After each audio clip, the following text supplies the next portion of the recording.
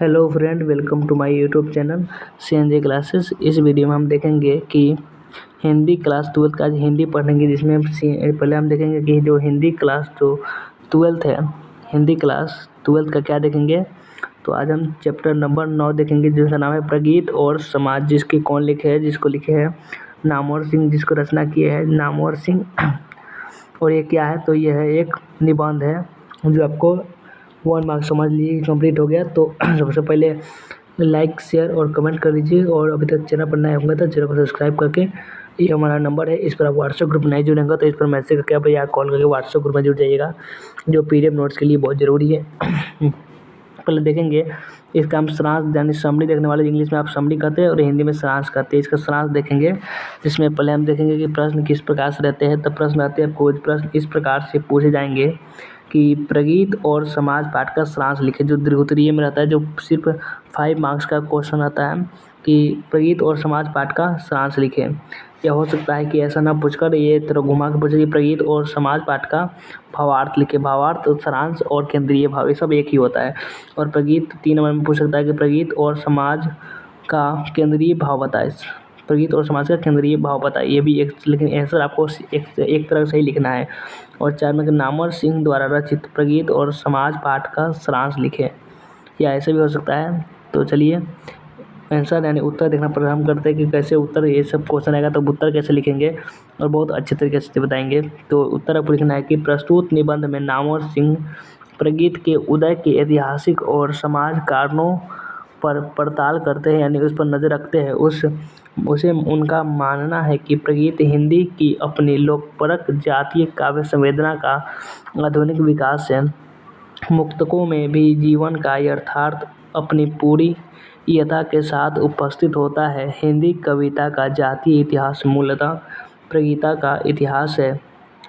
जातीय इतिहास से यह तात्पर्य है कि हिंदी भूमि के जनमानस से संबद्ध कविता रूपों के विकास का इतिहास है। विद्यापति जैसे इस आधार पर हिंदी का पहला कवि माना जाता है। इसने गीतों की अपनी रचना यात्रा आरंभ की थी। उनकी परंपरा का विकास संतों और भक्तों के प्रगीतात्मक वाणियों में लक्षित किया जा सकता है। यह सारांश उतना ही जरूरी नहीं है, लेकिन एक बार देख लीजिए, हो सकता है कि कहीं पूछे। तो इसलिए तुलसी के विनय पत्रिका के अलावा कबीर, सूर, मीरा, नानक, रैदास आदि ने लोक भाषा की परिष्कृत गीतात्मक से प्राण ग्रहण करते हुए अपने प्रगीतात्मक काव्य से रचे। इन प्रगीतों की चरम वैतिकता ही परम सामाजिकता के रूप में प्रतिफलित हुई, और भक्ति काव्य एक आंदोलन के रूप में जनमानस के लिए प्रेरणा स्रोत बनाए।